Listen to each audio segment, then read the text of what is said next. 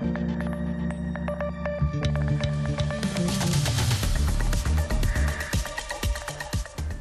there everyone, I'm meteorologist Cassie Nall and this is your 10 Weather Impact Recap for the week. Let's start with a look at some of the top weather stories from around the country. In the southwest, moisture from two tropical systems in the eastern Pacific was pulled northward into the region, bringing record-setting rainfall to areas in and around Phoenix, Arizona. Nearly 2 inches of rain fell just on Sunday, surpassing the previous daily record set almost 70 years ago. And that same tropical moisture was then pulled northward into southwest Colorado, where evacuations were issued as rivers left their banks. More than 100 homes were damaged in the flooding, and La Plata County officials say that 11 people had to be rescued. For many locations on the western slope, this was the most rainfall that they've received in over 50 years. Back here on the East Coast, we've been dealing with flooding from a different reason. A strong low pressure system that developed off the east coast of Florida over the weekend, and the combination of heavy rain, strong onshore winds, and king tides created a mess in neighborhoods near the beaches. Some areas received more than 7 inches of rainfall, prompting high water rescues and making some folks leave their homes. That same low pressure system continued northward and battered the already beaten Outer Banks of North Carolina. Water inundated local streets and parks, and several school districts in the region were forced to close or call off classes because of the flooding in the region. And numerous storms and large waves have really taken a toll on the Outer Banks this year. But coastal erosion is an ongoing problem for these barrier islands. A company called Arcoast has created new 3D mapping using drone and LiDAR data, showing just how much the shoreline in Buxton, North Carolina has changed due to beach erosion in the wake of these back-to-back storms. In some spots, the coastline has receded well over 100 feet. Liz McLaughlin has the story. These 3D maps really show the scale of what's happening in Buxton. You can see just how far this debris has spread and just how much shoreline has been lost. And that leaves these homes on the front lines even more vulnerable, with each wave pulling away more and more sand and pushing those homes closer to collapse. The ocean has swallowed an entire stretch of the Outer Banks, leaving a trail of broken pilings and debris. Now, Arcoast researchers are mapping every inch of that loss using drones and LiDAR. Early data shows the shoreline moved an average of 68 feet inland and as much as 141 feet in some areas. We're trying to build a database of what people are doing on the coast and how effective it is. Arcoast founder Christy Swan says this work hits close to home. She grew up in eastern North Carolina and says she wants to make sure these coastlines have a future. I'm upset, I'm heartbroken, I want to do something, I want to get people excited and fired up about having a different solution than what this is, because this is the front lines of change and adaptation. The data is already in the hands of Dare County officials, who are racing to clear what's left behind. The county says 7 of the 9 homeowners have hired private contractors to remove debris, while crews from the Park Service are working through the government shutdown to clean the beaches. And today, compared to when many of these houses were built, we have an extra foot of sea level. You add that additional foot of sea level, maybe it doesn't seem like much, but you put a storm on top of that, and where you weren't seeing water 20 years ago, you're seeing water today. Crews are trying to get as much cleanup done as possible before this weekend's coastal storm, and king tides bring more high surf and the risk of more homes falling into the ocean. Researchers plan to expand this mapping to other coastal communities so leaders can understand how the shoreline is changing and perhaps how to slow that loss. Meanwhile, in the Northeast, they could really use some rain. It's October, which means ski resorts in the region will start making snow later this month to get ready for opening day. But drought conditions across much of the area may make that process more difficult. Alexis Crandall shares an update from one resort as they keep an eye on the low water levels. So we definitely could use more rain. With only a month left before Sugarbush starts making snow, their pond is looking lower than normal right now. We have 2 snowmaking ponds, one for Lincoln Peak, one for Mount Ellen. Lincoln Peak's snowmaking pond, which is the bigger of the 2 ponds, that can fit about 18 million gallons of usable water. It can hold a little more water, but that's how much we can withdraw. And There is a ton of water in there right now, but it's not totally full. Blaze says they have enough water right now to cover a few trails, enough for opening day. But without more rain, continuing to cover those trails and others could be a problem. Sugarbush can usually draw from the Mad River, but right now it's too low to do that. The next piece really becomes about recharging that pond and getting the pond filled up so you can continue to snowmake.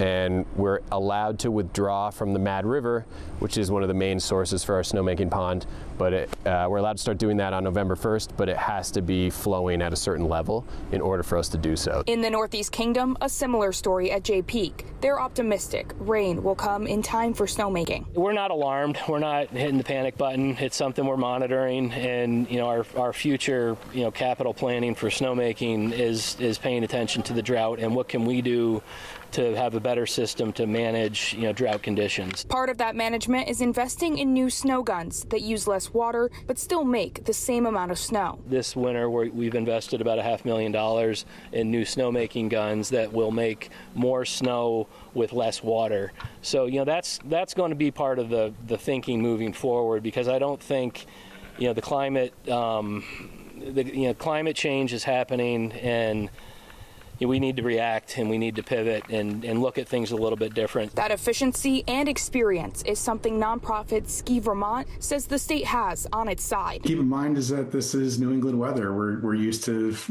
having to pivot, having to move back and forth and accommodate what Mother Nature throws at us. And Vermont ski areas have been doing this for 50, 60, 70 years professionally, so this is nothing new to them. And you can see all the beautiful color in the background, the fall foliage. Well, Mother Nature's also beginning to put on a show here in western North Carolina. Check out this video from the high elevations near the Blue Ridge Parkway in Asheville from last weekend. Those bright colors can mean big business for small towns, and many continue to rebuild after the devastation left behind by Helene last year. The towns welcome visitors with open arms, and fall festivals and weekend getaways bring those tourists from all over the country trying to catch a glimpse of the beautiful fall colors and the Biltmore Resort too. Look at those gardens. Oh my gosh. Well, now let's get a check of the fall color from around the country, and starting big picture wise, a lot of areas are starting to get to or even past peak, especially out west here where you see all that dark brown color. That means that we are past peak. At this point, these areas are starting to see snow up in those high elevations. Meanwhile, lots of dark red and still some of the lighter oranges going on. So some places out in the west are still seeing some really beautiful color. And we're seeing that same story in the northern plains and in the upper Midwest. Yes, the far northern areas are past their peak, but everywhere else around Minneapolis and Bismarck and areas south of there are currently seeing peak fall foliage. Over here into the northeast, they are at peak or a little bit past it in the highest elevations, but most of the area is just now really starting to color up very beautifully. The drought may mean that the leaves stay on the trees for a slightly shorter amount of time than they would have if we'd had enough rain in these areas. But that doesn't matter. The colors are still really, really pretty right now in this area. And following the mountains on down south, where look at this, we are starting to notice high, if not peak fall foliage in the highest elevations of the Smokies and over into the mountains of western North Carolina. We're even starting to notice some moderate color up into upper East Tennessee, getting into southwest Virginia, southeast Kentucky, up near the Cumberland Gap area, and even parts of the plateau are starting to report some of that moderate color. And over the next week or two, we're really going to notice those colors taking off. Please share your photos with us. Now, in the aftermath of Helene, the Asheville community banded together. Reporter Sam Perez visited the area 1 year after the historic storm and shares how they are working to rebuild. It's just this beautiful juxtaposition of ancient mountains and progressive, innovative ideas that are leading us into the future. Cas Santander says that natural beauty has attracted creatives to the area for generations. Now, in the wake of Hurricane Helene's devastation, she says there's a revival. Artists are helping inform the conversation about what is possible. What does a sustainable future look like? What does a more connected future look like? If you're looking to tap into your inner artist, Local Cloth is a good place to come. Not only do they have pieces from local artists, but also you can try your own spin at it. In 2 hours, you can be in a place where every fiber artist's fantasy comes true.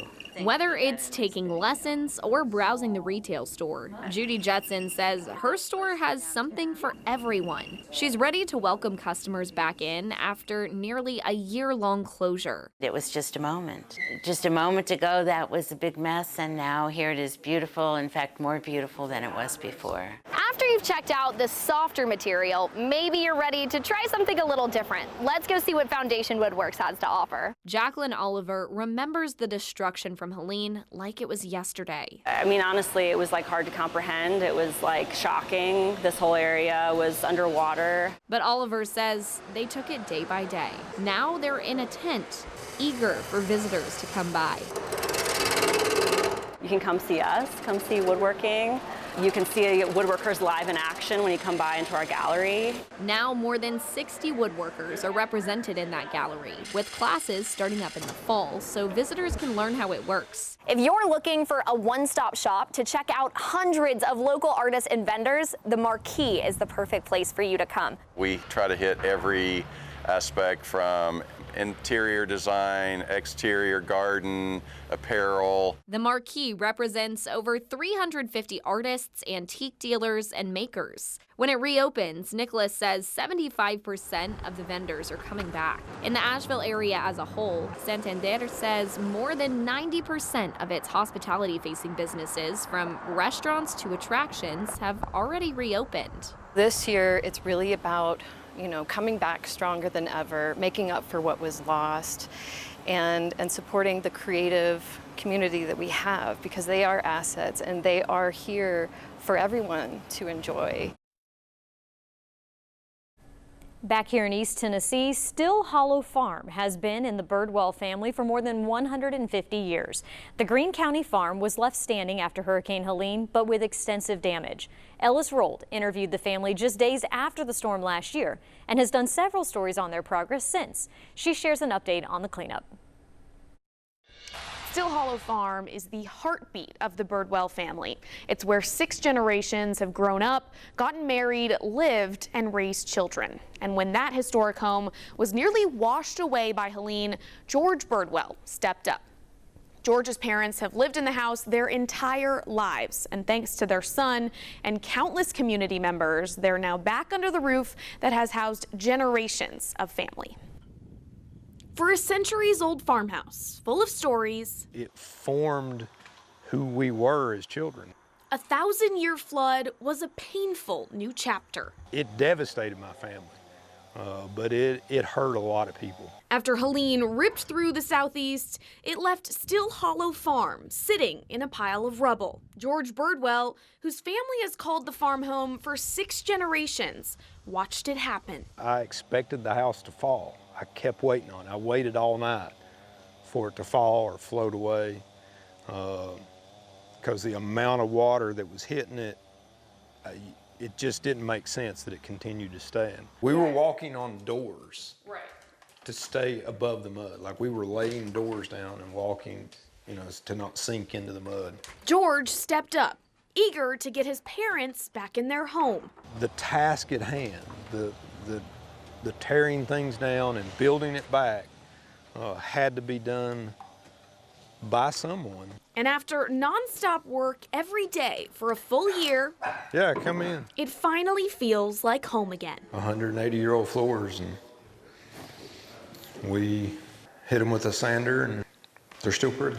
That's one of the original doors out of the house. I was able to get back in. The repair work extended beyond this family. People from all over the country have showed up to help. The views. The water was to right here. And now look out that window and think about the amount of water that's surrounding us. And generations of memories still intact.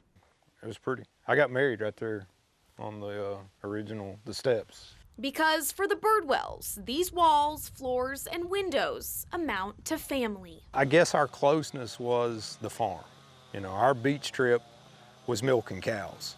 We did that together, or we made hay together, or we set tobacco together. A homestead, once again, full of life and promise. When I decided to put down roots, it was here. But there's a very specific place on the farm where I built a house because I said I would when I was 12 or 13 years old. I said, I'll build a house right here one day. And I did. Now, George Birdwell says none of this would be possible without the help he received from across Tennessee and the country. Donated time, labor, and supplies all helped this project continue and allow the family to rebuild their history. Back to you. What a great story, Ellis. Thank you. And now let's take a look at your 7-day forecast. Temperature is going to continue to run warm all the way through the end of this week with cool nights and bright sunny afternoons. In fact, we get up close to 80 degrees by the time we get into Saturday ahead of a cold front that's going to come through. That should help to drop our temperatures a little bit as we go into next week and also bring us some much needed rain. Timing on that still up in the air, so check back for updates to that forecast. Thank you so much for watching. And remember, you can always get the very latest with your forecast in the 10 News app. It's free to download in the App Store.